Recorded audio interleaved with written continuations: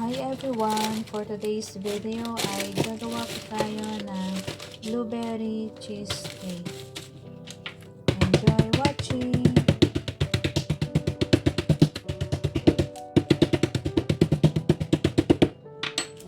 Durugin po natin ang biscuits. Gumamit po ako ng digestive. Kahit anong klase ng biscuits po, kung anong available sa area nyo, pwede naman. Tapos, haluan po natin ng melted butter bago ilagay sa mold.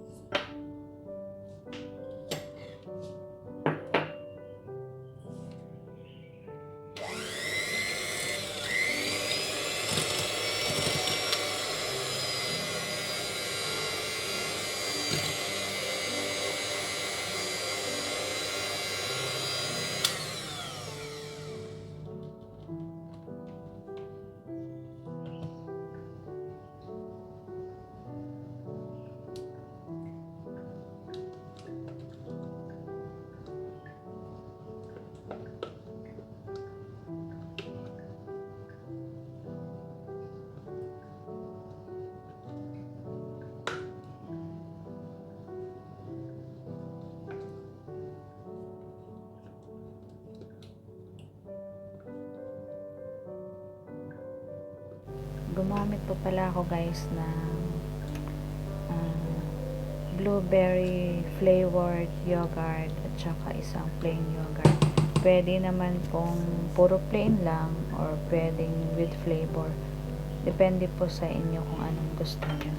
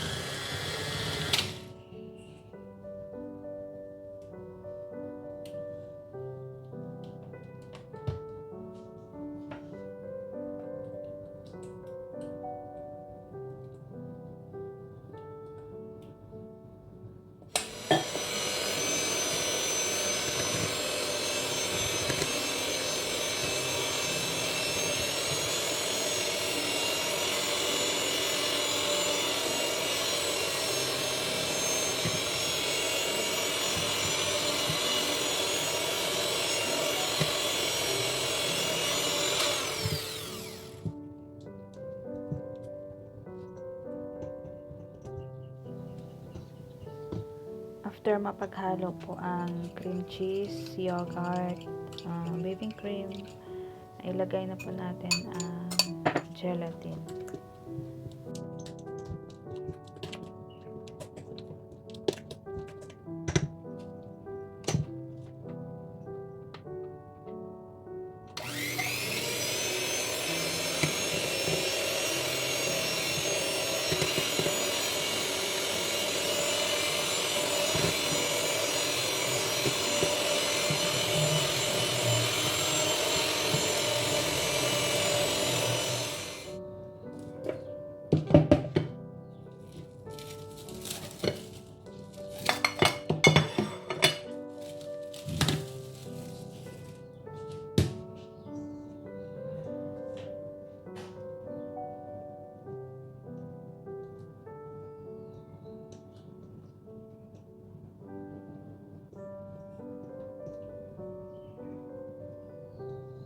By the way guys, if you like this video, please don't forget to like, share, and subscribe, and hit all the notification bell button para lagi po kayo updated sa mga bagong video ko na i-upload.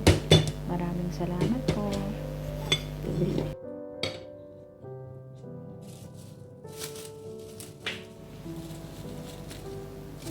Balik po natin ulit sa refrigerator. Chill po muna natin bago lagyan ng sauce or toppings na blueberry. Ready po muna tayo ng blueberry sauce.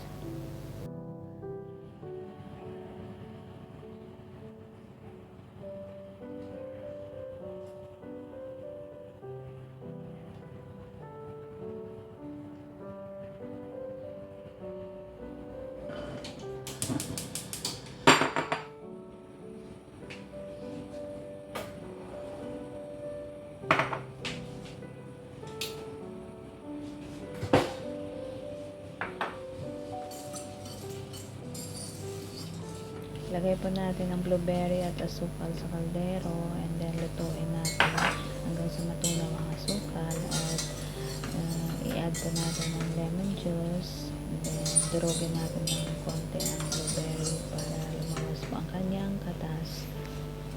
And then lastly po, mag-add tayo ng gelatin mixture. Optional naman po kung gusto nyo medyo matigas po siya, lagyan nyo po ng gelatin mixture. Pero kung ayaw nyo naman po, okay lang din na walang gelatin. Dito naman sa bahay, nag-try na kasi ako na walang gelatin nakaraan. Medyo nagkakalat po yung kanyang sauce, yung toppings niya. Kaya nag-request po sila na gusto nila uo pa rin po yung kanyang blueberry sauce sa ibabaw. Kaya na-decide ba ako na lagyan ng gelatin mixture.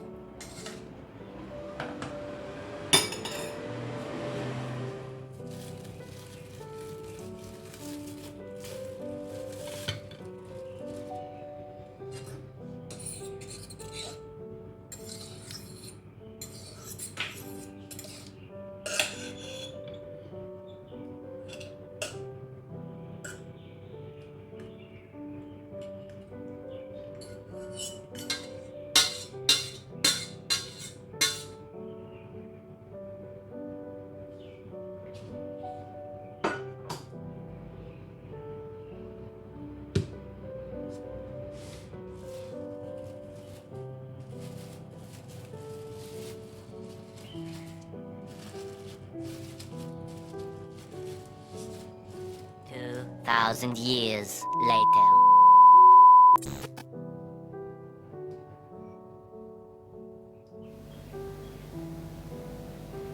Ito na guys. O, diba? Hindi nag-spread ang kanyang sauce, blueberry sauce. Kasi meron siyang gelatin.